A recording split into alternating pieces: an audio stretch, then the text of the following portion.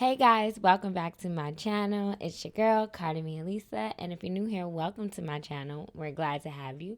Before we even get started, if you haven't already, go ahead and hit that subscribe button so you can be a part of my family and you can stay inspired, motivated, and uplifted. I mean, come on, who does not want to be that? I know I do. So y'all can just go ahead and subscribe and we'll be cool. All right? We are back with another weekly motivation. Woo, woo, woo, woo. And if you haven't already caught on from the title, this week we're talking about not trying to do everything alone. You do not have to do it alone. Set your pride aside.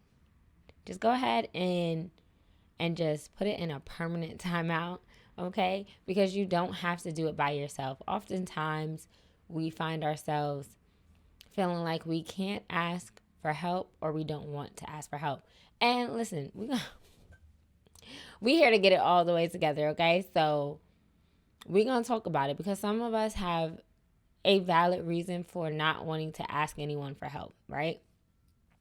Let's say in the past we asked for help and we thought it was someone who was there for us, who was supposed to be our ride or die. It was family, it was your best friend, and they just let you down. They did not come through, okay? They was acting like you should have had it together already, or they just didn't want to do it. Like they just didn't want to do it. And so now you feel like I'm gonna do it all by myself, especially us ladies. It's like Miss Independent. Oh, however that song go. Yes, I know. Yes, I know. We're not doing that. So let me break this down for you of the importance. And I'm gonna get biblical, but I'm also gonna talk about it from like a worldly perspective so that we can really have a full, well-rounded view and opinion on this.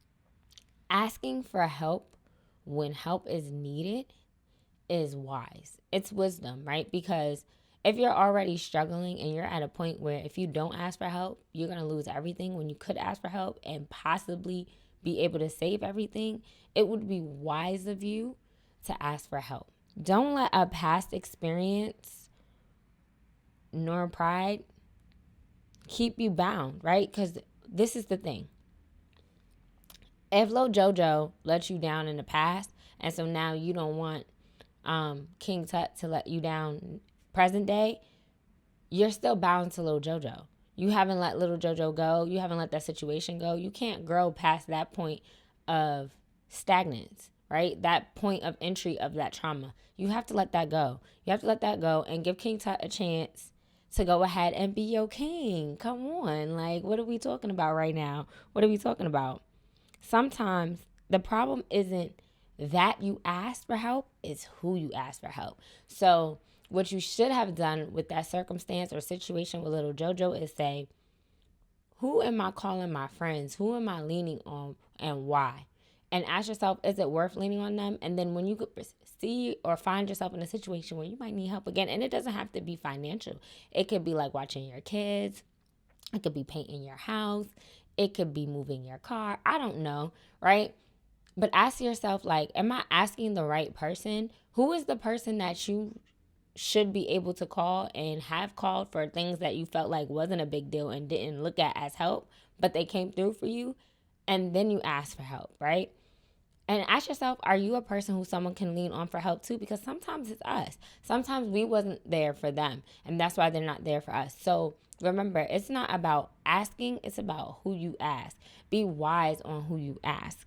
From another standpoint, as you evolve, as you grow, as you become bigger in whatever role it is, whether you go from flipping patties to running the franchise, whether you go from in your room in a corner making videos to having a whole studio, whatever it is, whether you go from little John John on the ball field to big John John on that Superdome, as you gain more, you have to have a team.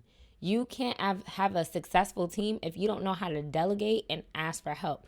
Delegating is asking for help. If I need someone to help me run my social media, I need to be able to trust them with whatever it is that they're running, right? So making my posts, commenting, engaging, etc., and letting me know what's going on. Because while I'm spearheading or being the front runner or doing whatever I'm doing, I need to be aware, because let's say I go on an interview. I need to know what happened on that platform. And yes, it's my job also to try to stay as well versed as I can, but that's the point of delegating, right? So that we know our roles. Asking for help is knowing your role and knowing who you can ask and who will take that role seriously. Now, I said I was going to talk about it biblically, and I said I was going to talk about it from a worldly perspective or societal perspective, right?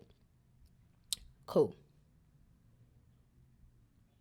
In the Bible, Jesus had disciples, right? He taught them, and then he gave them the responsibility of teaching the gospels.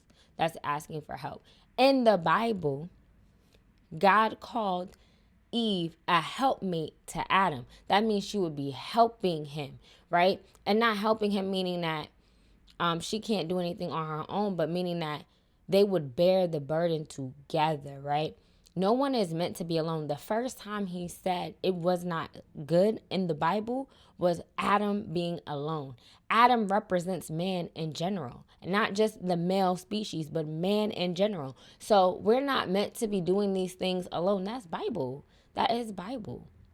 That is Bible. It's biblical. Yes, we need some alone time, but we also need to understand the importance of a helpmate, the importance of a team. The disciples was Jesus's team. He said, all right, y'all go do this for me, please. Thanks. Make sure they know who I am. Make sure they know what's up, because I'm not going to be here forever. Okay? Let's talk about it from a worldly standpoint. Everybody want to complain about the cost of living. And yes, the cost of living, right? But if you have a partner, the cost of living don't seem so bad. People that have partners, people that get help. If you have a roommate, they are helping you to pay the rent, right? They are helping you to pay the bills. So it was a real settle. I mean, y'all might say like I was, cutting corners with these examples, but the point is to get the point across, right? Do not be afraid to ask for help. And again, I apologize if y'all see me looking down. My notes is right here because I'm not trying to miss out on no points. All right. But for real, y'all, I am someone who I hate asking for help, because I feel like when I was growing up, at certain points in my life, the people that were supposed to help me or be there for me never were. They never did, right? Even if I asked, they didn't do it. And that's neither here nor there, right? But I'm 27. I'm 27. I cannot be sitting here staying stuck in what happened to me at 15.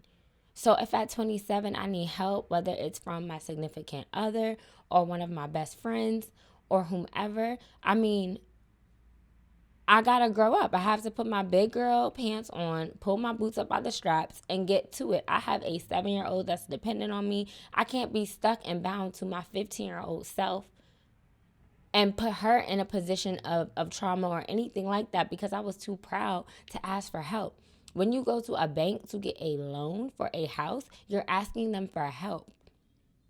When you get a credit card, they are footing a certain amount of money so that you can have it to spend. That's asking for help. So if you're stuck in pride and you think you're too good, understand that you've already been there. So you asked the right people. You went to the right credit card company. You went to the right bank to get that loan. You went to the right whatever, and you already have it in you to be able to ask. So just ask, right? You don't have to do it alone. You don't have to face anything alone. And last but most importantly, not least, like it definitely is number one. When you feel like you're by yourself, let's say you move to a place where your family is not there, or your family passed away, or whatever it is, God is always there. You can literally cry out to him. And it is biblical. I'm not off the top of my head, I don't know. But it literally talks about the power of a groan, a moaning groan, right?